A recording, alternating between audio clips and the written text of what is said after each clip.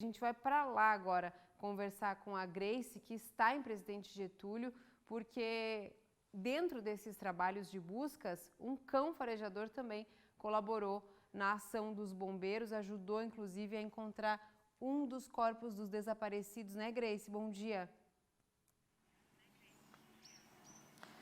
Bom dia, Cibele. Bom dia também para o pessoal de casa. É isso mesmo. Agora, então, a gente tem uma força-tarefa aqui no município de Presidente Getúlio, justamente para encontrar essas pessoas que seguem desaparecidas.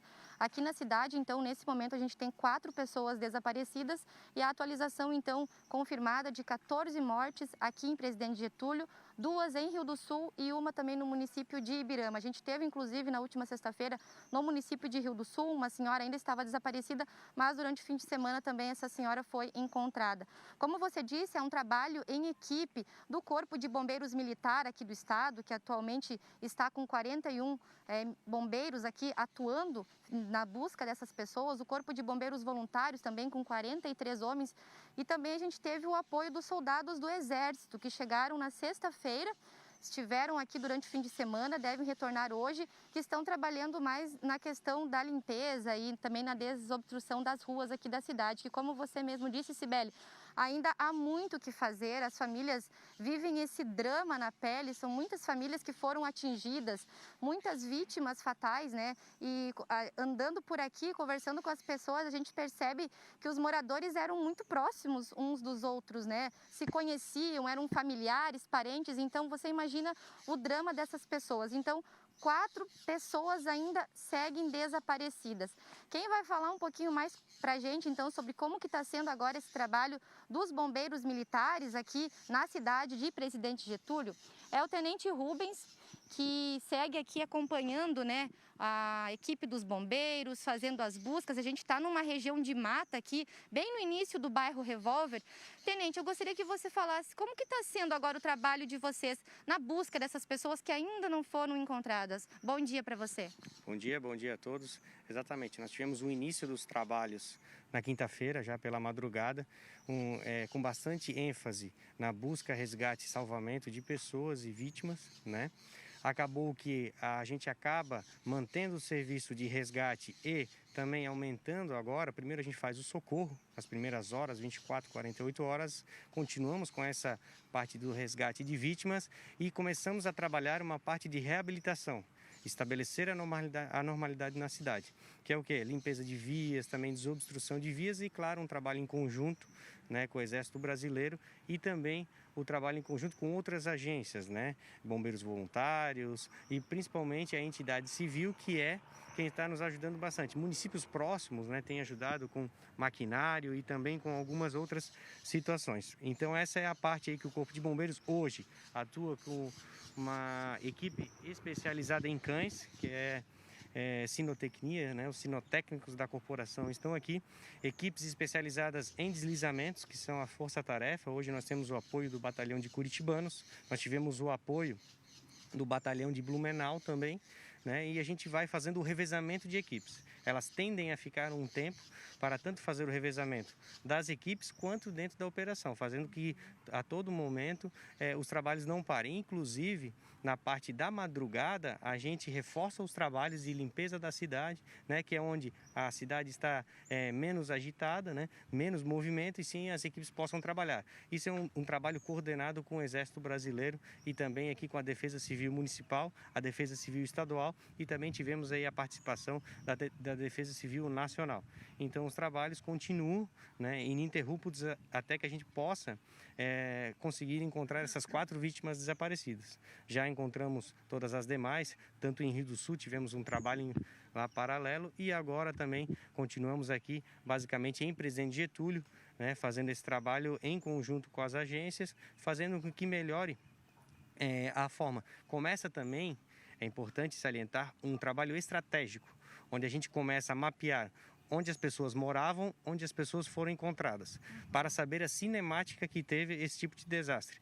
Fazendo com que, porque como vocês puderam ver também, o cenário é devastador. e mostra a energia que teve vindo lá do bairro Revólver. Então a gente começa a mapear, plotar esses pontos no mapa, fazendo um grande gráfico para que a gente potencialize as nossas buscas do Corpo de Bombeiros e bombeiros voluntários com as demais agências que aqui estão. Acompanharam ao vivo agora que a gente tem equipes aqui em vários pontos do bairro Revólver trabalhando justamente, como o comandante falou, na busca dessas pessoas que ainda não foram encontradas. A gente está bem no início aqui do bairro, como o tenente nos colocou muito bem, algumas pessoas encontradas longe de suas casas, então por isso que agora também está sendo feito, né, esse mapeamento. Obrigada, tenente, pela participação. Com certeza, né? O Corpo de Bombeiros Militar de Santa Catarina vai continuar trabalhando para tentar trazer um alento às vítimas, né, que possam encontrar sempre o ente querido e possam fazer talvez um velório digno para a sua família aqui próximo do Natal, que estamos aí, né, próximo dessa data aí tão importante. Obrigada, tenente. Justamente acontece uma tragédia como essa, né, numa época que era para ser, né, uma época com energias boas, uma época mais festiva, e essas famílias aí nessa angústia de não ter encontrado esses entes queridos que seguem desaparecidos. Como você comentou, Cibele, a gente também, o Corpo de Bombeiros aqui conta agora com a ajuda dos cães farejadores, os cães de busca, que são atualmente 3 labradores que trabalham aqui em Presidente Getúlio.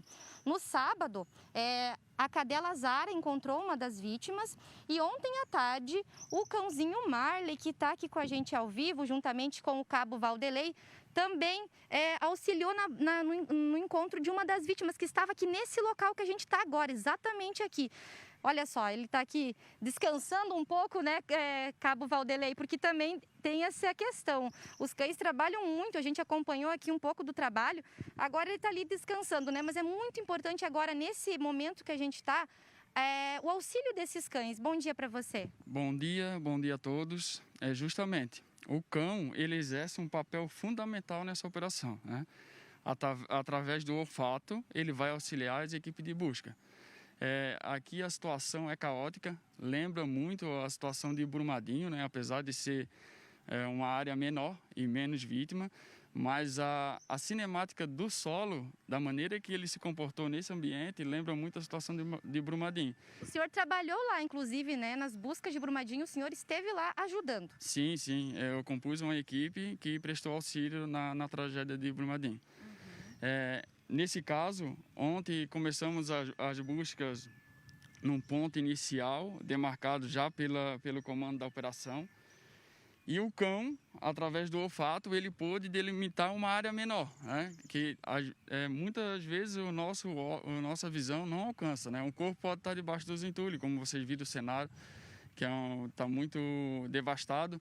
As casas foram arrastadas, muitas árvores, e nem sempre conseguimos perceber. E o cão, através do olfato aguçado, ele vai delimitar essas áreas. Começamos naquele ponto específico, mais ao centro, e o cão foi varrendo essa área. Teve um local que ele demarcou, trouxemos toda a equipe, começamos a perfurar o solo, que também faz parte do nosso sistema de trabalho, né? Usamos umas hastes de cobre que auxilia o cão através de cones de odor. Ele vai colocar o nariz e vai verificar se ali tem possibilidade ou não de ter pessoas. E nessa inserção, uma equipe composta de 5 homens, o cabo Kill, que faz parte da nossa equipe, visualizou a mão da vítima.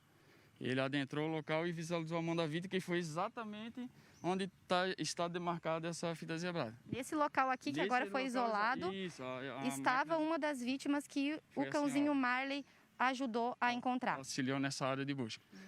Foi a senhora, né? Aquela senhora que foi encontrada ontem no período da tarde. Uma senhora de 78 anos, né? Que também, infelizmente, mais uma vítima fatal confirmada aqui, então, que foi encontrada durante a tarde desse domingo. É um trabalho muito importante desses cães.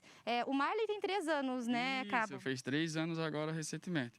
É um preparo que é feito, né? Exatamente. É um trabalho constante. Tá? Ele mora conosco, inclusive.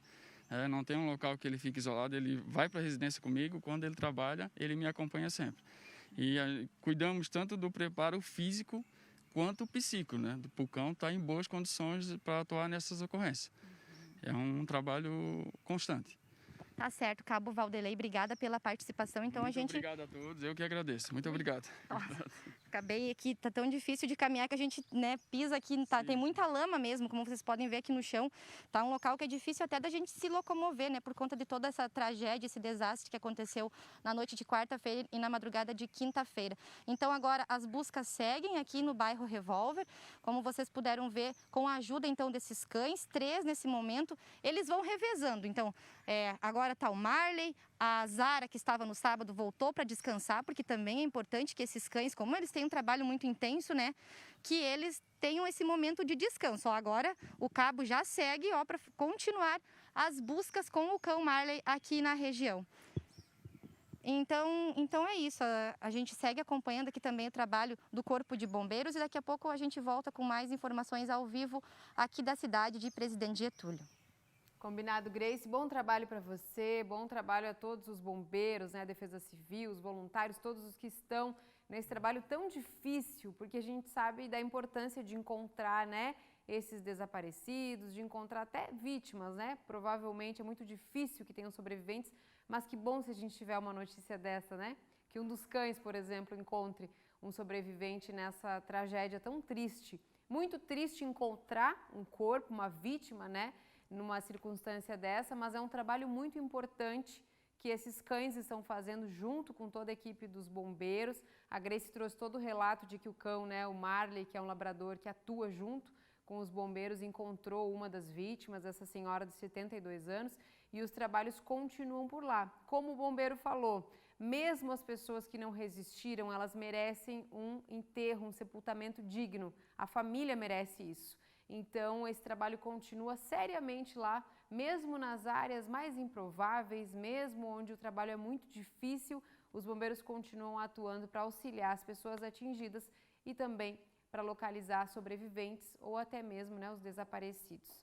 A gente continua direto de lá, a qualquer momento a Grace volta a nos chamar, a gente traz a Grace ao vivo aqui com as atualizações. E agora a gente continua falando nesse assunto, mas com a Defesa Civil de Santa Catarina. O Aldo Batista Neto, que é chefe da Defesa Civil no estado, vai conversar com a gente sobre essa situação toda. Bom dia para você, muito obrigada pela sua participação. Eu gostaria de saber já, Aldo, como é que está a situação nesse momento, vocês vendo de cima todo o trabalho da Defesa Civil e dos Bombeiros. Bom dia. Olá, um bom dia a todos os telespectadores. Bom, na verdade, a Defesa Civil tem trabalhado integrado, atendendo o Sistema Nacional de Proteção e Defesa Civil, onde a Defesa Civil e suas estruturas locais operam conjuntamente, apoiado pelo Estado e pelo Governo Federal. Nos primeiros dias, o foco principal é no salvamento das pessoas, no resgate em quem está em risco iminente. Depois, um acolhimento global e agora nós nos encontramos exatamente nas estratégias de restabelecimento. A Defesa Civil do Estado e a Defesa Civil Federal fizeram um ajuste de estratégias onde ao Estado coube a ajuda humanitária e a integração dos serviços de Estado para apoio do município. Então, a ajuda humanitária é composta por itens como alimento, água, colchões, kits de limpeza e de higiene, e isso nós estamos fornecendo para as cidades atingidas. Ao governo federal, a estratégia de restabelecimento. A estratégia de restabelecimento ela passa por uma parte documental importante que os técnicos do município, do estado e do governo federal trabalharam incessantemente nesse fim de semana para fluir toda essa documentação e todos os planos de trabalho. Eles estão concluídos praticamente no dia de hoje. As cidades já estão com seu reconhecimento de estado de calamidades, situação de emergências feito, tanto no estado como no governo federal. O governo federal nos prometeu, a Defesa Civil Nacional está comprometida de até o mais tardar, ao final desta semana, depositar nos cartões de proteção e defesa civil do governo federal para o município os recursos necessários exatamente para que o município consiga contratar todo tipo de empresa, desde limpeza de ruas, retiradas de entulhos, recuperação de calçamento, recuperação de equipamentos públicos como escola, posto de saúde, ponto de ônibus, iluminação pública, ou seja, o mais rápido possível que esse recurso chega, consegue se contratar a empresa para que nós possamos retomar, restabelecer a circulação da cidade o mais rápido possível. E nós estamos, então, desde quinta-feira pela manhã, trabalhando na estruturação dessa estratégia, apoiando o município naquilo que se faz necessário nesse momento tão triste enfrentado pelas cidades. É sim, a gente mostrou agora há pouco a situação de Presidente Getúlio, que foi com certeza, né, uma das mais atingidas ali, e o cenário ainda é de devastação.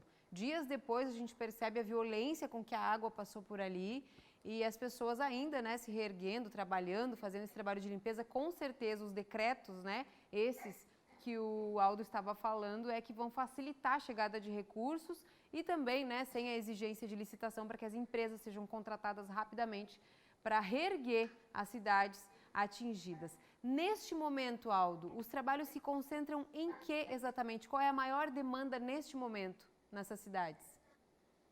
Bom, nesse momento tem duas frentes importantes. O primeiro deles é o acolhimento das pessoas e a manutenção da logística da assistência humanitária para manter essas pessoas abastecidas, fornecer o alimento, os itens necessários para a sua subsistência.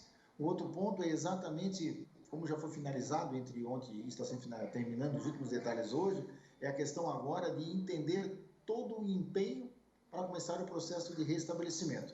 A gente trata de forma em separado, mas na verdade são grandes estratégias que fluem conjuntamente. A lógica em separado é só a forma com que a gente pensa e organiza. Então, manter as pessoas protegidas, preparar a retomada das cidades, esse é o momento que nós nos debruçamos agora. Tivemos agora há pouco, eu estou aqui no Centro Regional de Rio do Sul, de Gestão de Desastres, e o governo do Estado está reunido numa webconferência. Nós tivemos com o Serviço Social do Estado, que está descendo para os municípios exatamente para agora, junto com o Serviço Social Municipal, abrir todas as políticas públicas que podem acolher as pessoas nesse momento. Então, é um conjunto integrado, é uma integração de atividades e políticas públicas para que a gente possa acolher, proteger de forma integral todos os atingidos. Aldo, depois de tudo que aconteceu e a Defesa Civil e as demais áreas, né, observando tudo o que aconteceu, a gente enxergando como uma tragédia, já que tivemos todos esses mortos e o tamanho da devastação, tem algo que vai ser feito de diferente a partir de agora em relação ao monitoramento, alerta? Vocês pararam para analisar essa situação? Como é que fica a partir de agora? Para que não aconteça mais uma vez, né? Não, na verdade, assim, não tem como evitar que aconteça, infelizmente, tá? Esse é um nível de vulnerabilidade importante do nosso estado. Nós temos uma questão geográfica, geológica e meteorológica que nos expõe muito a desastres. Esse evento agora é praticamente igual a Timbé do Sul, 96, Morro do Baú, 2008, Mirim Doce, 2011. Cada novo evento que traz uma severidade desse tamanho, ele traz à luz dos estudos novamente e da calibração dos instrumentos de medição, de monitoramento, da ampliação da estratégia de alarme. Isso tudo é aprimorado, tá? Mas é importante que a gente entenda que Santa Catarina tem, sim, uma predisposição a desastres naturais importantes, e é por isso que um conjunto entre governo, sociedade civil organizada e uma atitude das pessoas frente a entender essa vulnerabilidade, entender o risco que o cerca e acompanhar monitoramento e alerta é que faz a grande diferença no nosso estado. Nós tivemos uma evolução muito grande desde 2008 para cá nesse sentido, nesse quesito, mas nós temos muito ainda que crescer, pois nós temos os desastres naturais, né? Estão infelizmente cada vez mais próximos uns dos outros de tempo e cada vez com mais poder destrutivo. Mas na realidade, nós temos que compreender isso e trabalhar focados nessa situação. Certo, Aldo, mas já que o Estado está propício, né, está na rota desse tipo de desastre, como você citou alguns outros, o alerta que chega às pessoas, ele vai ser feito de uma maneira ainda mais alarmante? Ele vai passar a ser feito de uma maneira para o Estado ou direto para a imprensa? Tem algo a mais que vocês vão fazer, já que não é inevitável que aconteça? Tem como alardear de uma maneira mais intensa para que as pessoas tomem cuidado? Porque foi durante a madrugada, muitas pessoas, a maioria foi pega de surpresa. Sim, os últimos grandes aconteceram exatamente no período da noite. As estratégias em andamento hoje para alarme das pessoas, ela passa por uma estratégia federal, o SMS, TV por assinatura, o Google Alerts, tá? Por parte do Estado, o uso de massivamente as redes sociais.